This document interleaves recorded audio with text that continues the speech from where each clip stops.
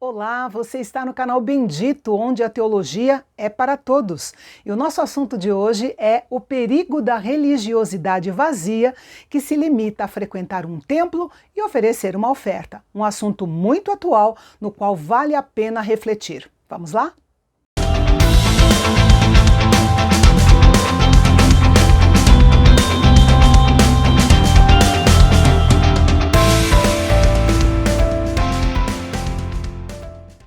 Três vezes por ano, os homens judeus deviam ir ao templo em Jerusalém para comemorar as festas sagradas.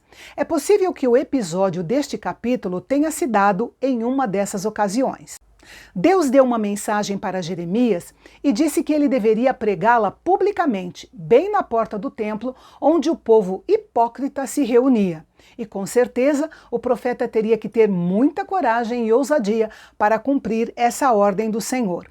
É bem provável que o templo estivesse cheio. Jeremias se posicionou ali e pregou para as multidões de pessoas e sacerdotes entrando e saindo da área do templo. Talvez muitos parassem para ouvir, mas aparentemente nenhum realmente escutou a palavra do Senhor. Através da mensagem do profeta, Deus mais uma vez ofereceu ao povo de Judá uma oportunidade de evitar o julgamento divino se houvesse um arrependimento não apenas de palavras, mas em atitudes. Acontece que o povo que ia ao templo acreditava que cumprir os rituais religiosos no templo era uma garantia para manter todo o mal longe da nação.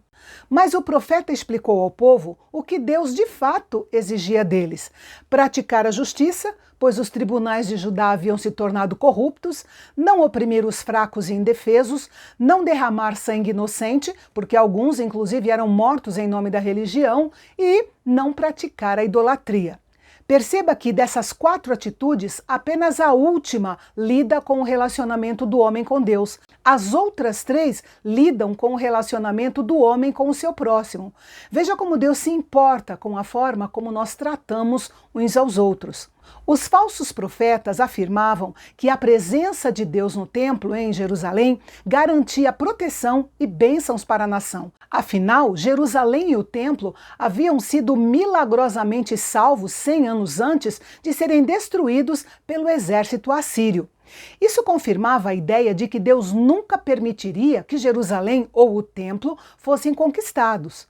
Veja que isso não era fé, era uma superstição cega. Mas Jeremias foi enviado ali pelo Senhor para acabar com aquela ilusão. Com autoridade, ele os advertiu de que aquela confiança era falsa, infundada e perigosa. A religião e os rituais no templo não os livrariam se eles não se convertessem dos seus maus caminhos. E de fato, qualquer raciocínio bíblico que dê cobertura e licença ao pecado e à idolatria é errado e falho. A mera frequência à igreja não torna ninguém justo diante de Deus. É preciso que haja uma fé verdadeira e um arrependimento sincero. Jeremias foi ousado ao dizer aquelas palavras na porta do templo.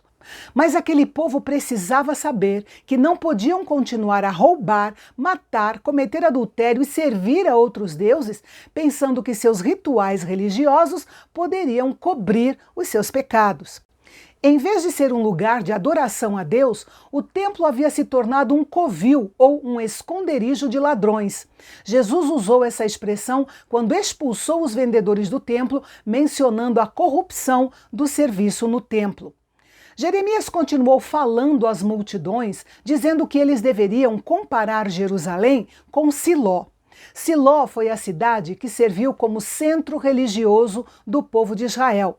Foi o lugar onde o tabernáculo e o altar de Deus permaneceram por quase 400 anos. Mas, de repente, a glória de Siló chegou ao fim. As evidências arqueológicas mostram que Siló foi destruída duas vezes, uma vez pelos filisteus e, muitos anos depois, pelos assírios, quando eles conquistaram o reino do norte de Israel, onde Siló estava situada. Nos dias de Jeremias, Siló estava em ruínas há muito tempo.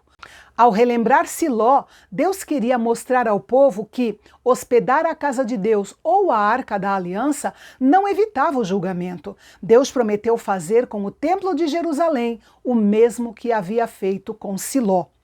Essa lição deve ser selada em nossos corações. Não importa quanto progresso espiritual, privilégios ou posição alguém possa alcançar, tudo pode se transformar em nada se pararmos de ouvir a voz de Deus e de cultivar o nosso relacionamento com Ele. Dos versículos 16 a 20, parece que Jeremias dá um intervalo ao sermão na porta do templo e Deus diz a Jeremias para não interceder mais pelo povo, pois ele não o atenderia. Eles tinham ido longe demais em seus pecados e tudo o que lhes restava era o juízo.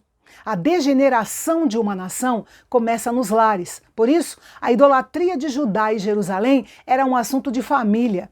Cada membro da família tinha seu próprio papel a desempenhar na honra aos deuses pagãos e à rainha dos céus. A rainha do céu era um título usado para Ishtar, a deusa babilônica do amor e da fertilidade, cuja adoração envolvia obscenidades abomináveis, muito semelhante aos cultos dos deuses cananeus. O culto familiar é algo louvável e apropriado quando realizado de acordo com a verdade. É uma pena que tão poucas famílias mostrem tanto zelo pela adoração a Deus quanto aqueles israelitas apóstatas mostravam pela adoração aos seus ídolos. Judá provocou a ira do Senhor, e ela seria derramada sobre a terra e também sobre o povo, e não cessaria até que seu pleno propósito fosse cumprido. Uma leitura rápida dos versículos 21 a 26 pode nos dar a impressão de que Deus estava condenando todo o sistema sacrificial que ele mesmo havia dado ao seu povo, mas não é esse o caso. De maneira irônica, o profeta estava apenas lembrando o povo de que sua profusão de sacrifícios não significaria coisa alguma caso seu coração fosse infiel a Deus. O Senhor queria obediência e não sacrifícios. O mesmo princípio se aplica aos cristãos de hoje. Não devemos estar tão ocupados com a obra do Senhor ao ponto de deixar de lado o Senhor da obra. Como a nação de Judá não aceitava a disciplina do Senhor, o profeta deveria dizer a eles o seguinte: corte os seus cabelos consagrados e jogue-os fora. Essa ação era um sinal de profunda lamentação. No caso aqui, era uma lamentação fúnebre, muito profunda por toda a nação de Judá. Os sacerdotes estavam tão insensíveis espiritualmente que colocaram seus ídolos no templo, profanando o local de adoração ao Senhor. E pior do que a idolatria no templo era o sacrifício humano realizado na região de Jerusalém. Lugares especiais de adoração foram implantados em Tofete, que está localizado no Vale do Inom. O Vale do Inom, cujo nome grego é Geena, é um vale histórico que se localiza fora das muralhas de Jerusalém. Esse vale era usado como depósito do lixo da cidade para ser lançado cadáveres de pessoas consideradas indignas, restos de animais e outros tipos de imundície. Tudo isso era queimado por um fogo constante mantido com enxofre. Em Tofete, no Vale do Inom, o povo de Judá sacrificava seus filhos aos ídolos, jogando as crianças no fogo. Deus responderia a essa prática ultrajante com um julgamento devastador. Haveria uma matança grotesca no Vale do Inom.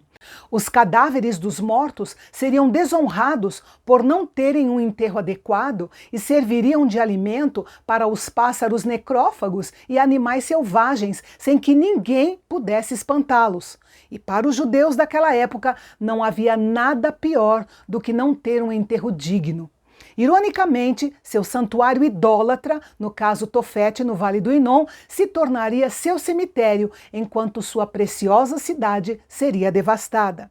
Agora pare e pense. Assim como o povo de Judá, nós também podemos cair na armadilha de confiar em rituais ou símbolos religiosos em vez de cultivar um relacionamento genuíno com Deus. Devemos vigiar sobre isso.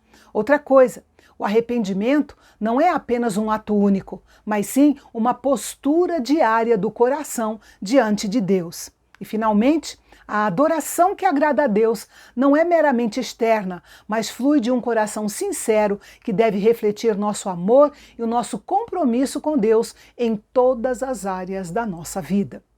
Mas a pregação de Jeremias na porta do templo não parou por aí. Deus ainda tinha algo mais a dizer ao seu povo rebelde. A conclusão dessa palavra de exortação você confere amanhã aqui no canal Bendito. Até lá!